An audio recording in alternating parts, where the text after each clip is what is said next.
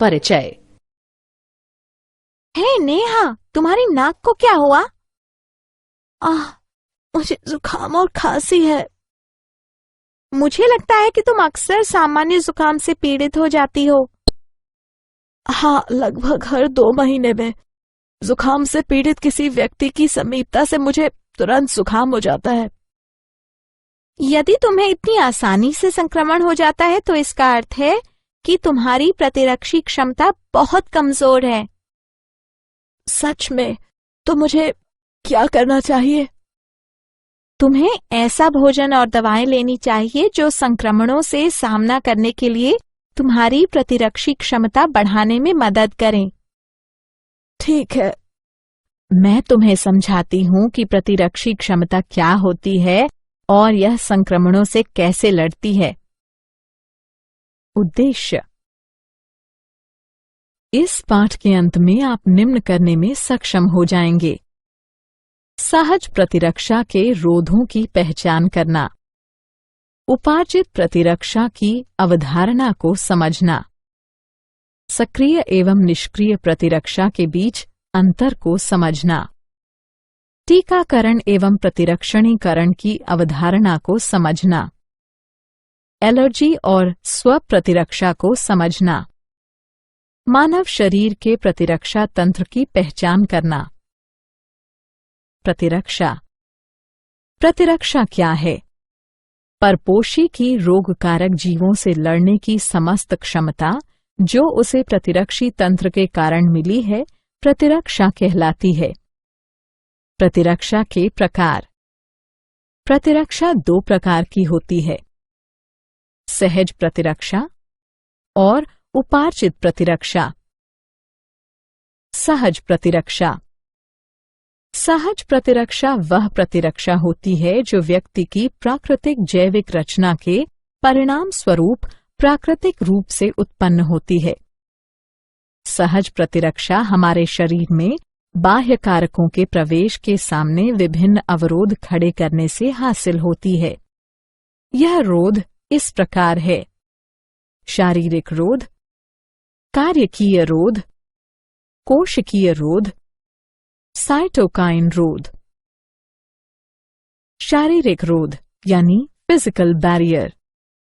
इसके अंतर्गत त्वचा तथा श्वसन, जठरांत्र तथा जनन मूत्र को आस्तरित करने वाली एपिथेलियम का श्लेष्मा आलेप यानी म्यूकस कोटिंग सम्मिलित हैं।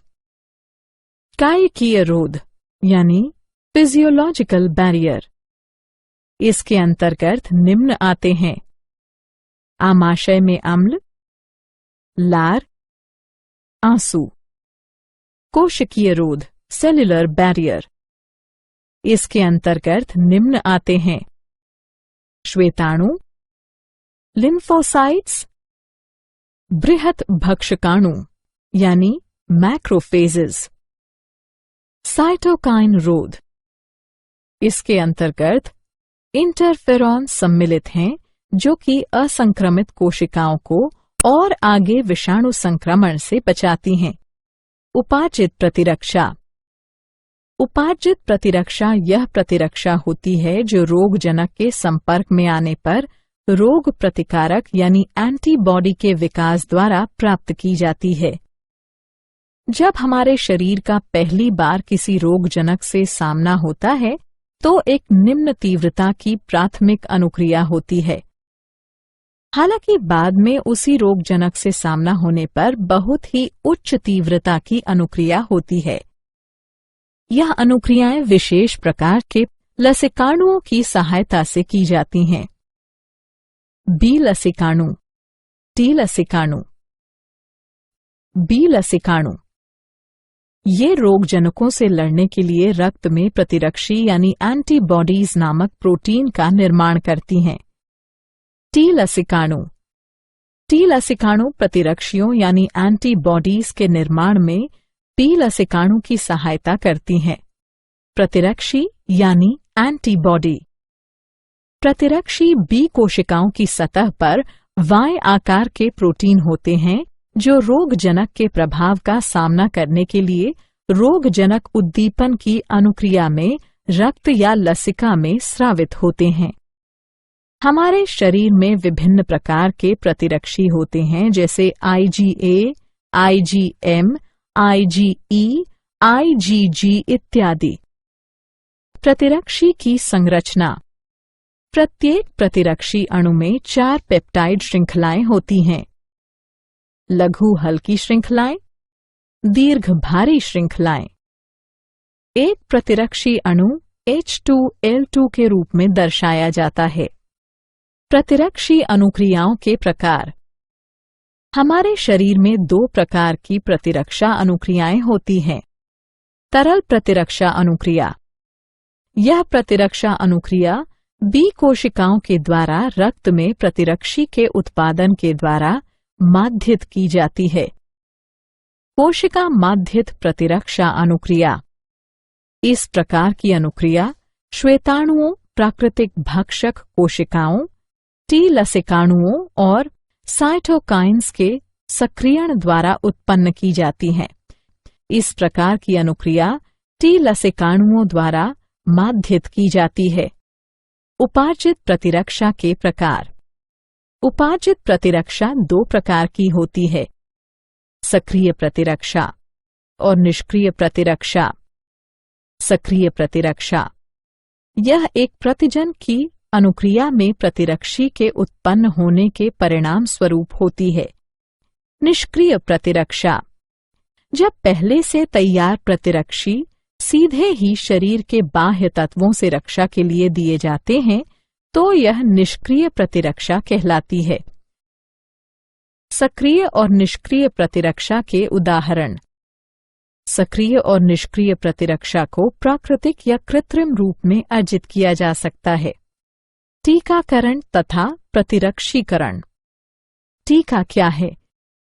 टीकाकरण दुर्बलीकृत या निष्क्रिय रोगजनक या रोगजनकों की संरचना के एक भाग का मिश्रण है जो रोगजनकों के विरुद्ध प्रतिरक्षी के उत्पादन को प्रेरित करता है, लेकिन गंभीर संक्रमण उत्पन्न करने में यह असमर्थ रहता है।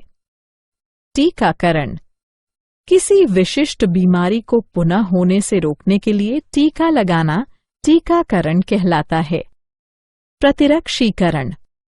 प्रतिरक्षीकरण टीकों के प्रयोग के द्वारा प्रतिरक्षा प्रणाली को प्रेरित करके संवेदनशील मरीज को संचारी रोग से सुरक्षित करने की एक प्रक्रिया है। टीकाकरण और प्रतिरक्षीकरण की प्रक्रिया में निम्न चरण सम्मिलित होते हैं। रोगजनक या निष्क्रियत या दुर्बलीकृत रोगजनक के प्रतिजनी प्रोटीनों के विरचन को शरीर में प्रवेश कराया जाता है। परिणाम स्वरूप प्रतिजनों के विरुद्ध रोगजनी कारकों को निष्प्रभावी बनाने के लिए प्रतिरक्षी उत्पन्न किए जाते हैं। साथ ही समृद्धि B और T कोशिकाएं बनती हैं जो परिवर्ती प्रभावन होने पर रोगजनक को पहचान देती हैं और प्रतिरक्षी के भारी उत्पादन से उन्हें हरा देती हैं।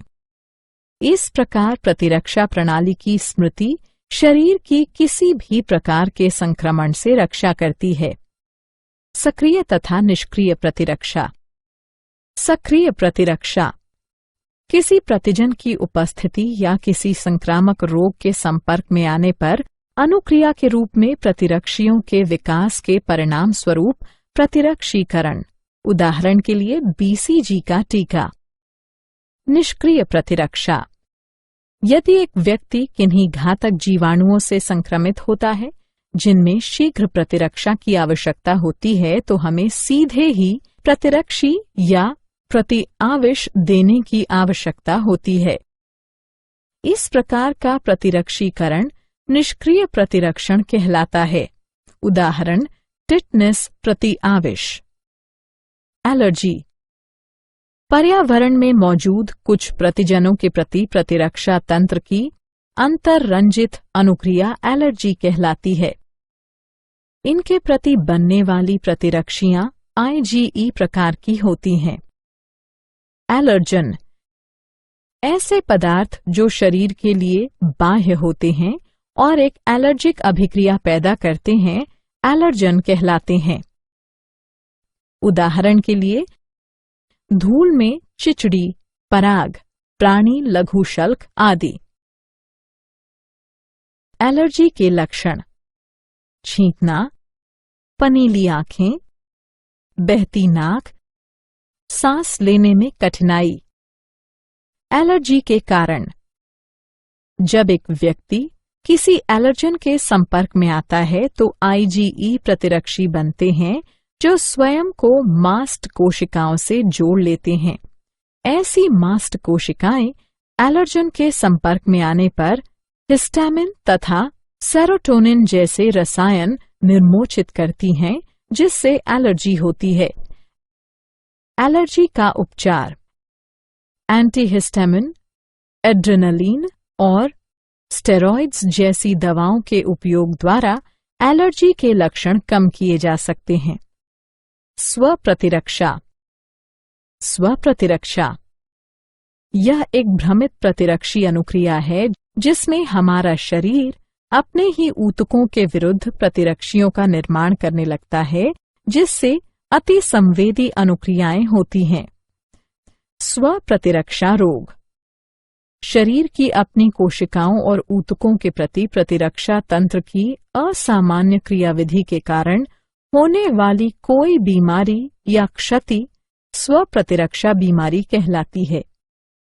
उदाहरण के लिए रूमेटॉइड आर्थराइटिस, लसिकाभ अंग, वे अंग जहां लसिकाणुओं की उत्पत्ति और या परिपक्वन और प्रचुरोद्भवन होता है, लसिकाभ अंग कहलाते हैं। लसिकाभ अंग के प्रकार: लसिकाभ अंग 2 प्रकार के होते हैं।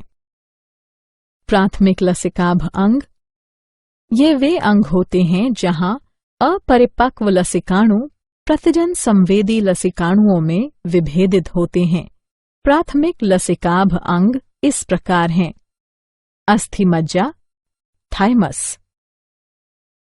द्वितीयक लसिकाभ अंग: द्वितीयक लसिकाभ अंग लसिकाणुओं को प्रतिजन के साथ पारस्परिक क्रिया के स्थल प्रदान करते हैं, जो बाद में प्रचुर संख्या में उत्पन्न होकर प्रभावी कोशिकाएं बन जाते हैं।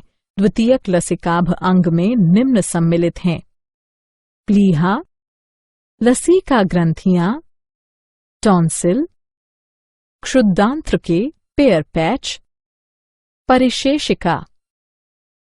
प्राथमिक लसिकाभ अंग: ये टी लसिकाणुओं के परिवर्धन और परिपक्वन के लिए सूक्ष्म पर्यावरण उपलब्ध कराते हैं।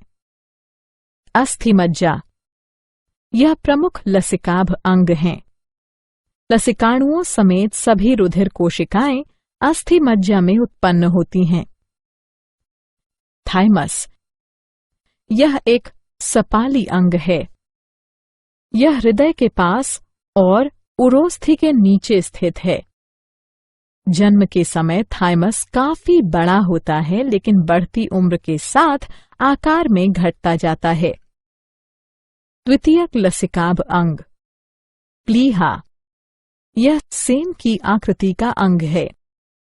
इसमें लसिकाणु और भक्षकाणु होते हैं। यह रुधिर जनित सूक्ष्म जीवों को अवरुद्ध करके रुधिर निस्यंदक के रूप में कार्य करता है। लसिका ग्रंथियां: ये छोटी ठोस संरचनाएं होती हैं जो लसिका तंत्र पर भिन्न भिन्न स्थलों पर स्थित होती हैं। जो सूक्ष्म जीव या दूसरे प्रतिजन लसिका और ऊतक तरल में आ जाते हैं, वे उन्हें रोक लेती हैं।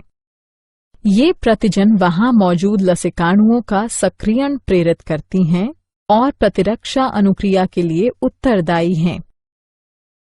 मॉल्ट या श्लेष्म संबद्ध लसिकाभ ऊतक: यह मानव शरीर के लसिकाभ ऊतक का लगभग 50% है। यह प्रमुख पथों जैसे श्वसन, पाचन और जनन मूत्र पथ के आस्तरों के भीतर स्थित होते हैं। मूल्यांकन: आगे बढ़ने से पहले आइए देखें कि आपने कितना सीखा। निम्न का मिलान करें। क्या आप जानते हैं? Polyarthritis, multiple sclerosis, jargon syndrome इत्यादि स्व प्रतिरक्षा रोगों के उपचार हेतु सूक्ष्म गोलियों या गुटिकाओं के रूप में डायलिकल फ्यूमारेट का उपयोग साइक्लोस्पोरिन के संयोजन में किया जा सकता है। सारांश। आइए हमने जो कुछ सीखा है उसे संक्षेप में दोहराएं। परपोषी की रोगकारक जीवों से लड़ने की समस्त क्षमता जो उसे प्रतिरक्षी तंत्र के कारण मिली है, प्रतिरक्षा कहलाती है। प्रतिरक्षा दो प्रकार की होती है, सहज और उपार्जित। सहज प्रतिरक्षा शारीरिक, कार्यकीय, कोशिकीय और साइटोकाइन रोध बनाती है। बी और टी लसिकाणु शरीर को उपार्जित प्रतिरक्षा प्रदान करते हैं। यह सक्रिय या निष्क्रिय प्रतिरक्षा हो सकती है। किसी विशिष्ट बीमारी को होने से रोकने के लिए टीका लगाना टीकाकरण कहलाता है। पर्यावरण में मौजूद कुछ प्रतिजनों के प्रति प्रतिरक्षा तंत्र की अतिरंजित अनुक्रिया एलर्जी कहलाती है। शरीर की अपनी कोशिकाओं और ऊतकों के प्रति प्रतिरक्षा तंत्र की असामान्य क्रियाविधि के कारण होने वाली कोई बीमारी या क्षति स्व प्रतिरक्षा बीमारी कहलाती है। वे अंग जहां लसिकाणुओं की उत्पत्ति और या परिपक्वन और प्रचुरोद भवन होता है, लसिकाभ अंग कहलाते हैं। वे प्राथमिक यानी अस्थि और थाइमस या द्वितीयक जैसे प्लीहा, लसीका ग्रंथियां आदि हो सकती हैं।